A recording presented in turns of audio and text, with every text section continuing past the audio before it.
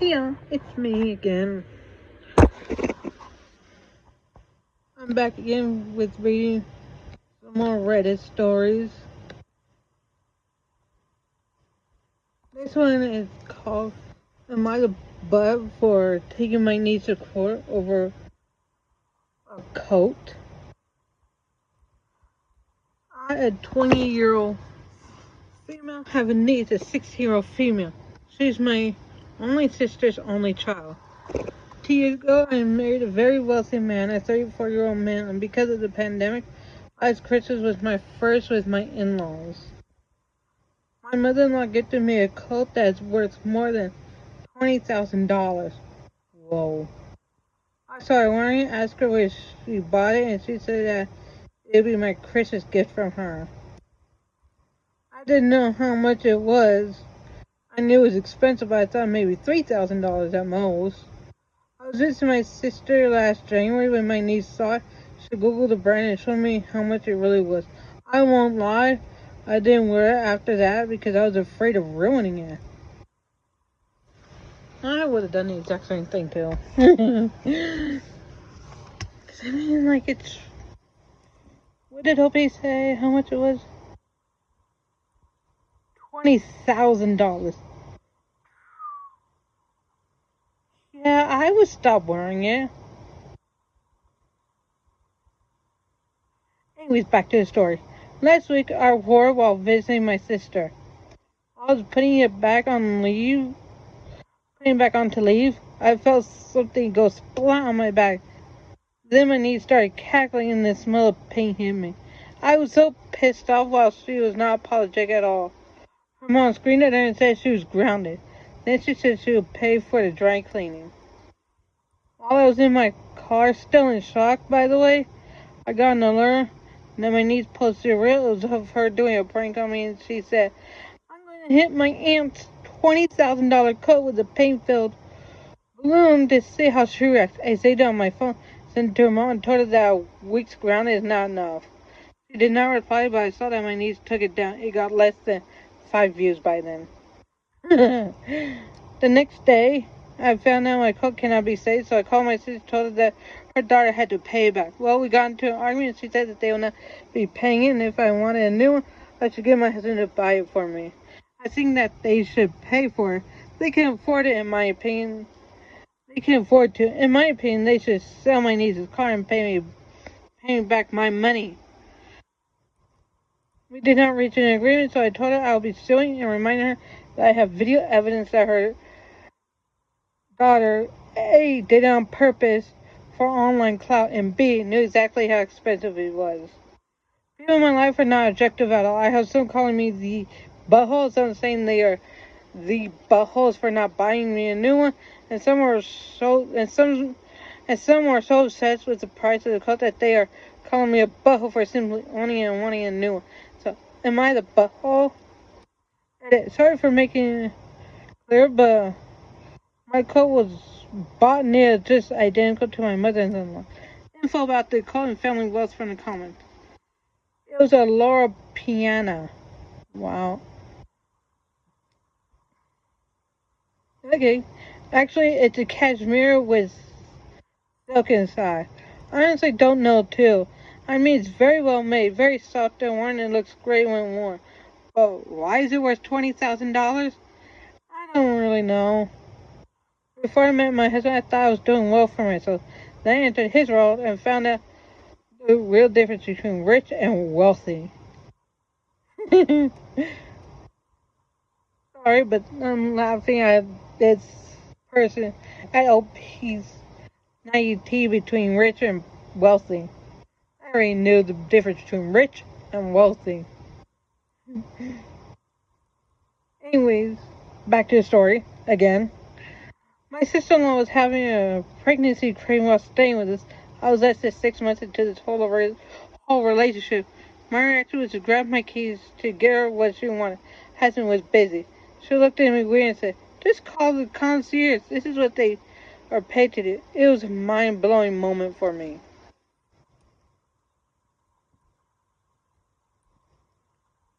Final update. 7 days later. So Here's a quick update since the situation has been resolved. When my husband got home, I told him what happened and showed him the video. He asked if I spoke with my brother-in-law, and I said no. All my conversations were with my sister. He said that he'll take care of it. Now, a disclaimer, I understand nothing when it comes to insurance claims, and this is what my husband told me, so I understood what happened.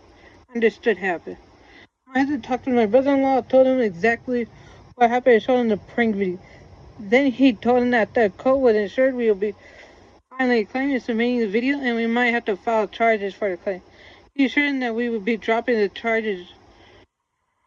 We do not want to send niece to jail. Then he told him that one of two things might happen. After our insurance pays us, they will come after them. If their insurance pays, their premium will skyrocket. If it doesn't, they might sue them and might get a lien on their house. My brother-in-law asked if there was a way he could pay us without involving insurance. My husband told him that was what we wanted at first, but that my sister said that they would not be paying us back. Apparently, my brother-in-law was not in the know, and he was very pissed off at what my niece did and my sister's response. So they came to this solution. My niece's car will be sold, and if it doesn't fetch the whole compensation money, she'll have to get a job and pay me the whole check until it is paid off. Also, she's grounded for the rest of the school year. I am thankful for the people who encouraged me to talk with my husband. Wow. Just like Mario Kitty Lit said, you married well. Likely in that bracket, he grew up in a bracket where crap like this happened with mixed consequences. I do feel like Joe isn't that bad a potential threat here. Your niece could have hit your mother-in-law. She could have hit a friend. Oh, big gaff about this girl. I don't know what that means. Maybe a talk with a lawyer or a social worker or someone familiar with translating criminal consequences could impress the worst case. Was there an apology? A sincere apology? OP. None from my sister or niece so far. My brother-in-law was very apologetic though, even calling to say he was sorry and to assuring that I'll be getting my money as soon as possible. Wow.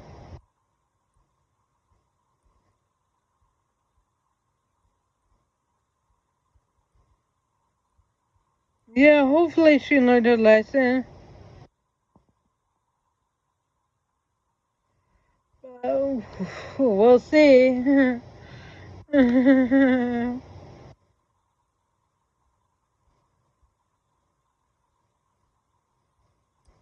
Okay.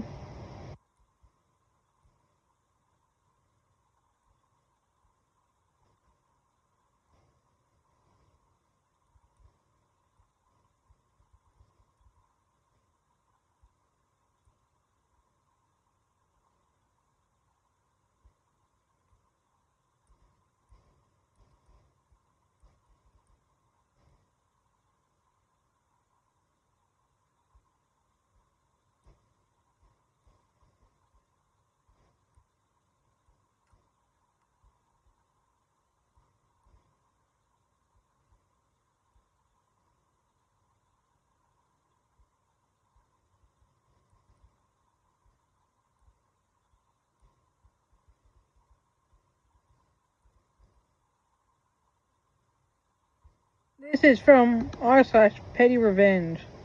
This one's called Finally Got Revenge Posthumously. I know a family who had a difficult relationship with their mother.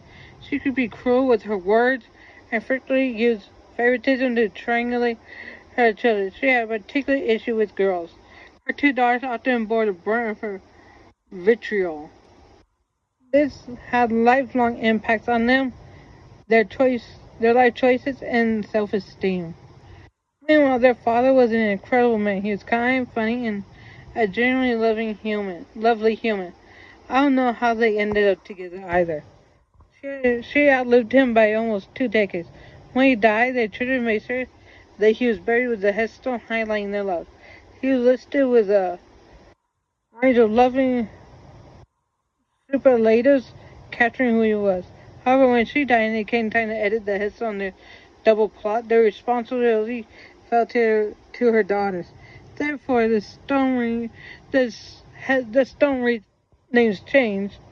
Here lies the mortal remains of Joe Bloggs, loving husband, devoted father, kind brother, constant friend. Also, Mary. Yes, this is a repost. Oh my god. So the mom didn't get anything besides her name. While the father got Joe Blocks, loving husband, devoted father, kind brother, constant friend. Awesome. Fuck yeah, bitches!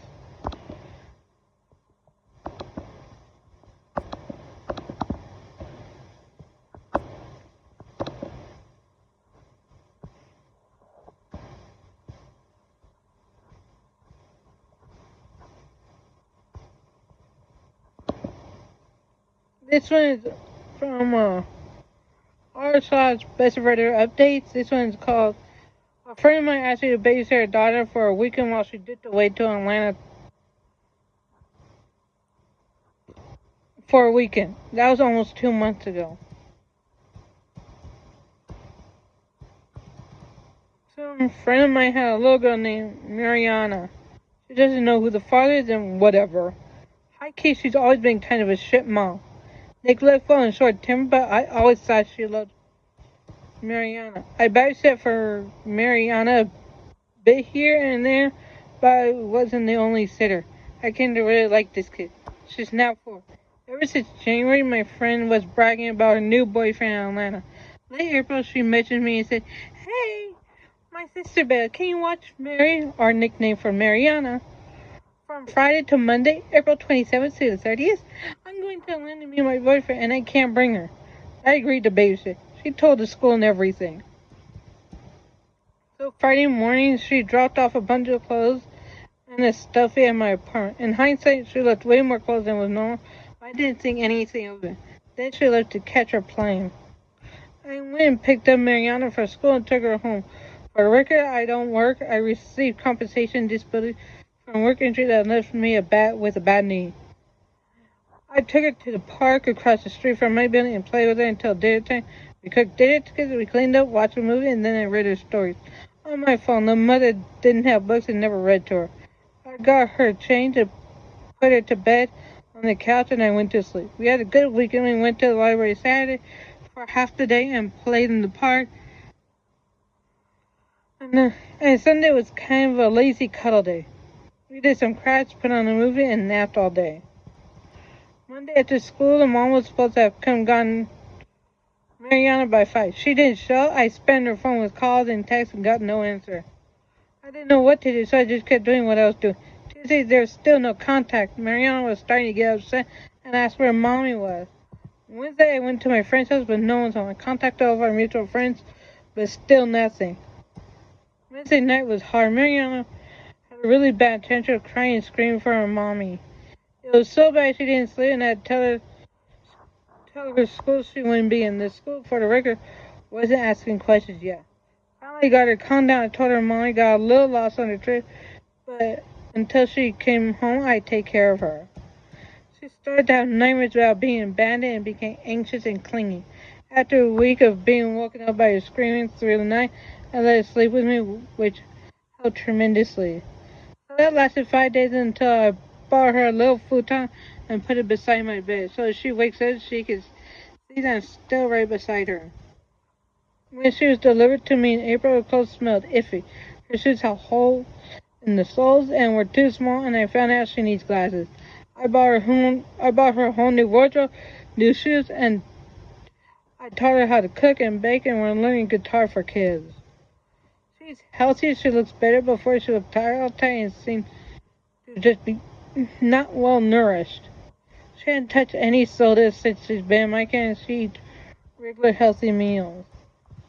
But we ran into an issue. I took her to get glasses, and the eye doctor said I couldn't sign for her or make an appointment for her since I wasn't her legal guardian. The school began asking, "Where's your friend?" And I have no idea. I told my mom that I would be going to the police and asking them what to do, but what she told me made me stop. Now it's been 2 weeks and I know I can't just keep her, but my mom told me if I went to the police, I wouldn't be able to keep her. They take her away, try to find the mom, or give her to another relative of hers. Mariana would likely go to my friend's mom who used to beat her. When I was getting ready to go with Mariana to the police station, I burst into tears and I hugged her and I told her I loved her and she said, I love you too, Daddy. Without any prompting of that word ever being said to her. I don't want to lose her. Out of everyone in her life, I'm the only one who wanted her. I love her. I want her.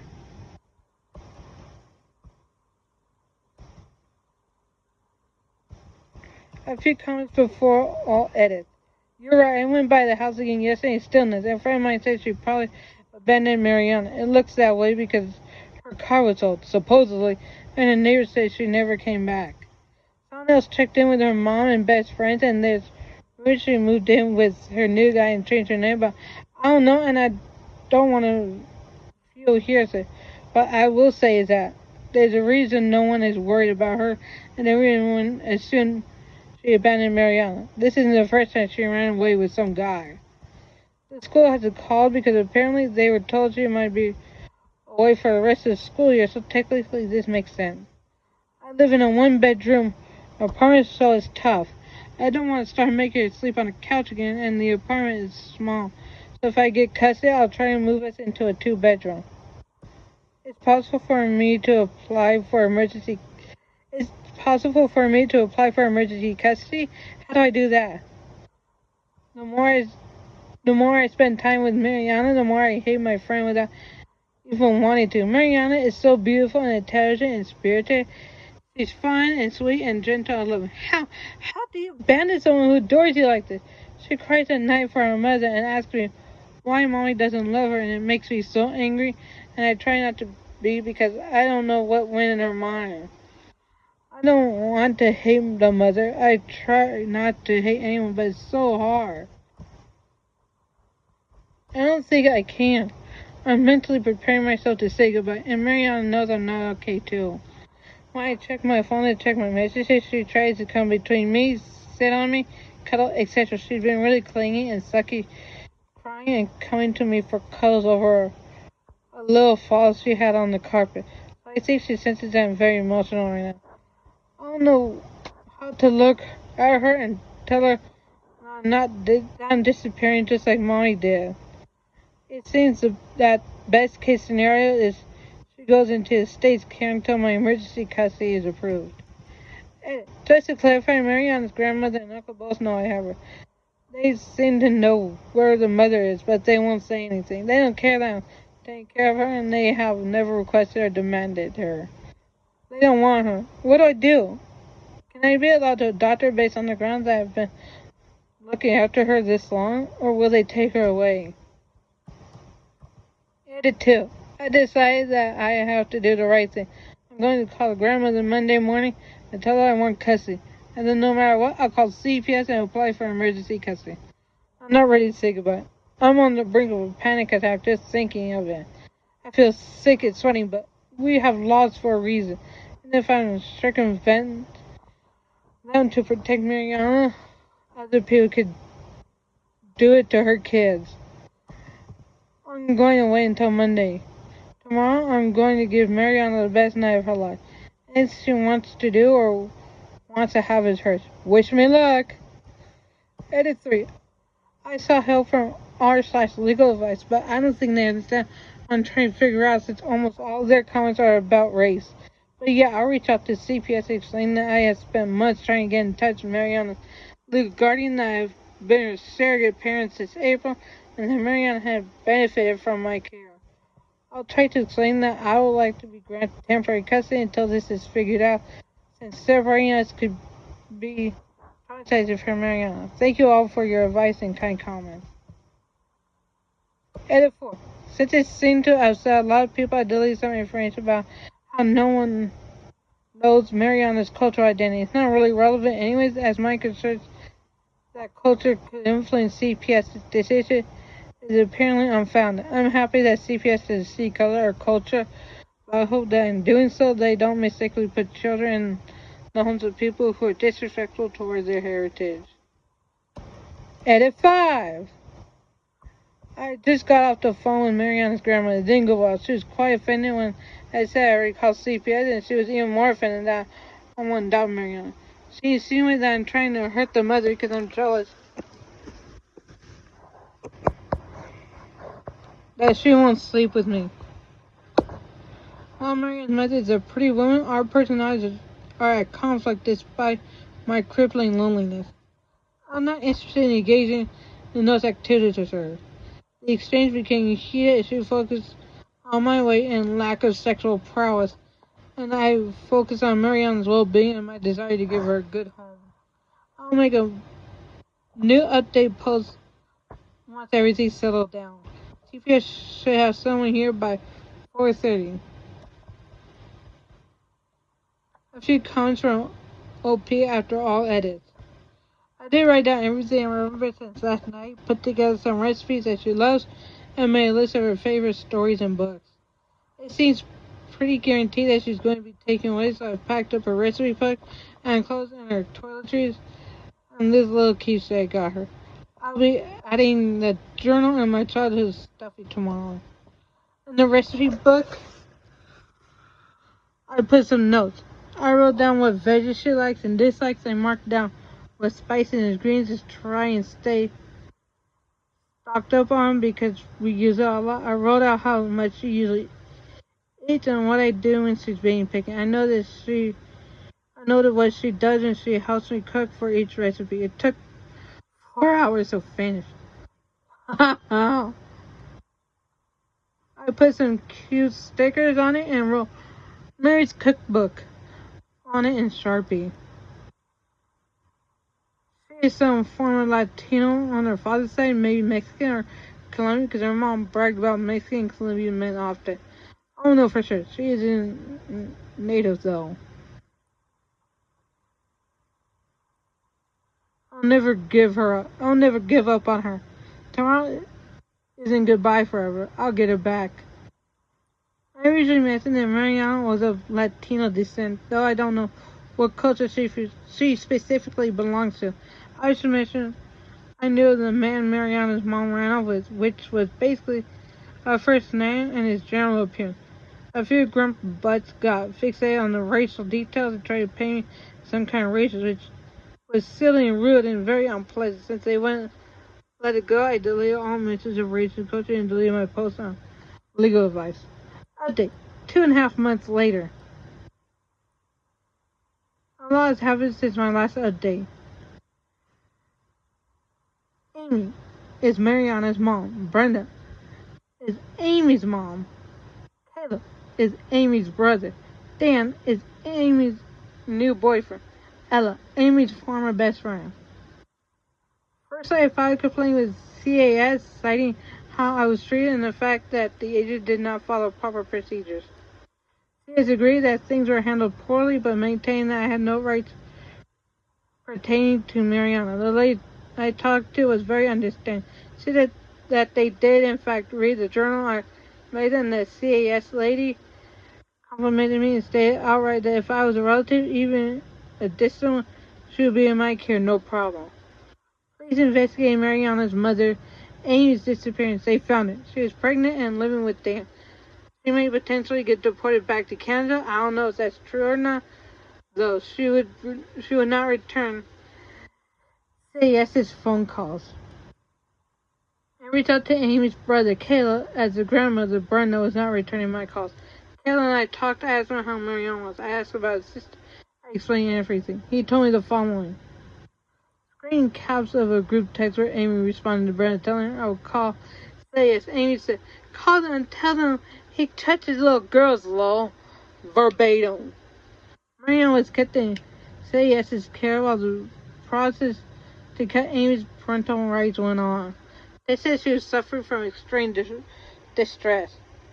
Brenda was granted emergency custody, but Brenda was witnessed by Mariana's CS worker selling payments. When Brenda was warned about selling drugs around a 4-year-old, she stated she couldn't look after her and gave her back to CAS. Technically, Amy still has parental rights. She played the system. Taylor finally admitted he wasn't okay with everything, but he couldn't afford to take Mariana. He put me in touch with Amy, who is rude and obnoxious. Amy's pregnant again. She's taking Mariana to the States. Currently, she's in trouble for a DUI. I don't know the details.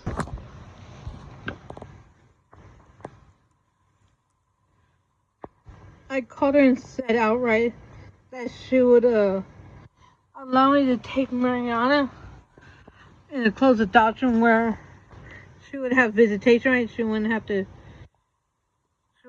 to have her taken by CPS. We got into a big fight. I said, just because you don't want Mariana doesn't mean she should suffer or be abused.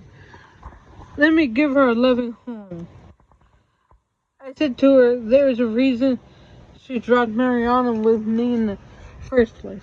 I told her, deep down inside, she chose me because she knew I would love her.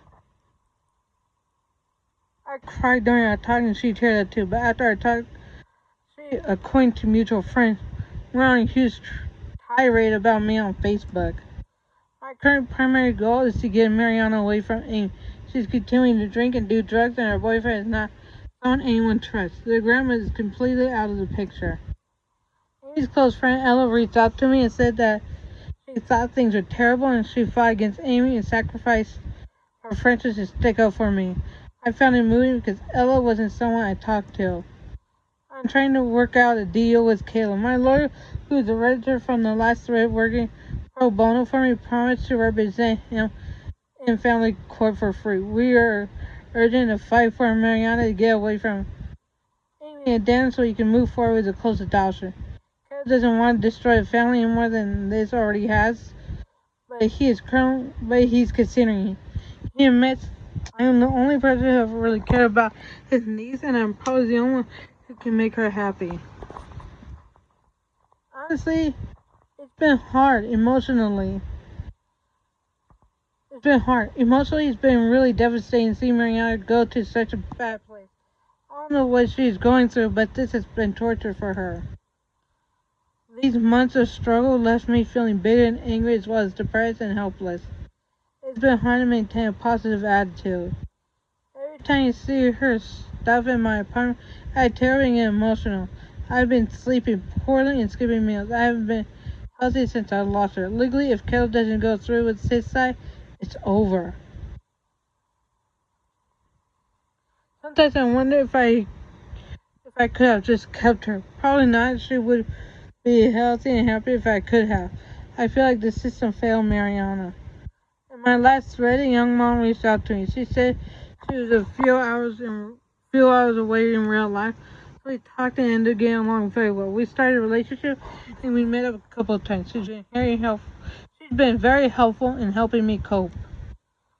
Last time some people got weirded out over my emotional attachment to Mariana. This time I'm not engaging with people like this time. These kinds of people are the ones who think I should have hired a woman to do all the child care stuff for Mariana and left her to marinate in filth for weeks. These are the kinds of people who never understand that I love Mariana and I want to be a part of her life to protect and raise her and help her for as long as there is life in me. She's family. I'm anxious. There's no telling what abuse Mariana will go through at home. I should have lost potential rights a long time ago, but that process is moving slowly, apparently. They may not be able to enforce it with Amy in the States now. So that's that. If things are going to work out, it'll still be over a year before I see Mariana again. But more likely, it all ends here. Final update. 5.5 months later. 2.5 months later from the last update. Check my post history for the old post. The basic rundown is Mariana abandoned in my care while Amy and her mom left to meet her new boyfriend in the States. Brenda, the grandmother, is abusive and doesn't want Mariana. Caleb, the uncle, doesn't have the finances to raise her. Amy is pregnant from her new boyfriend, Caleb. After Mariana was returned to CPS, Amy took her to the States.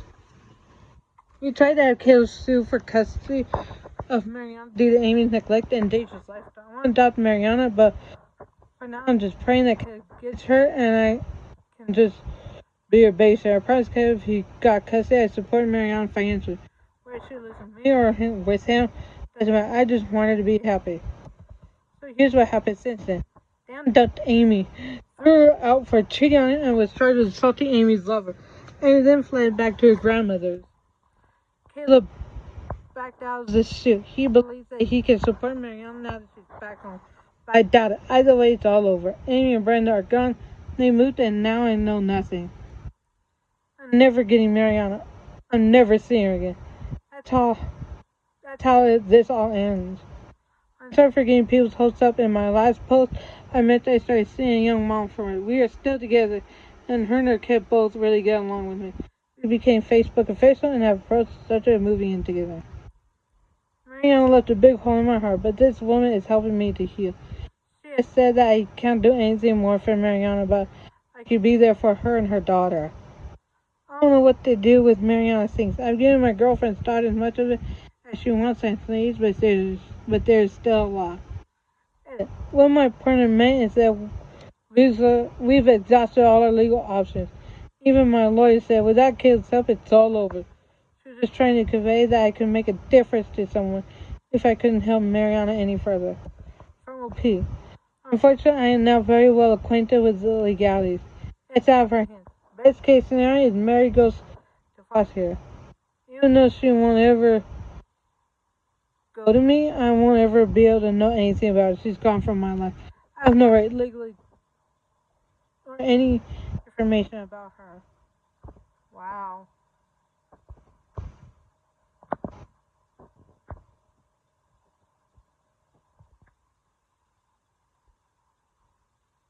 Wow. I don't know what to say, but wow. I mean, like, you tried everything. He tried everything. But even the best people cannot always help.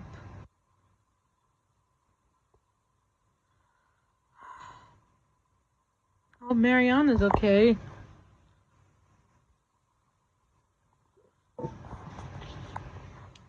But we'll see.